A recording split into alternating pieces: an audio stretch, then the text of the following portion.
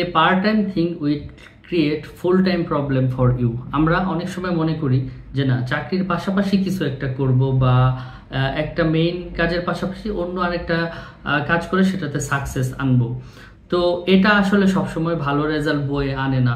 Simple example, আপনি যদি মাছ ধরতে যান, আপনি যদি বিলের পাড়ে থেকে ওপর থেকে আপনি জাল দিয়া খেয়াও দেন, আপনি কিন্তু মাছ পাবেন না। মানে মাছ ধরতে হলে আপনাকে নেংটি দিয়া, লুঙ্গি পরে নেংটি দিয়া কাদার মধ্যে নামতে হবে, তাহলে আপনি মাছ পাবেন।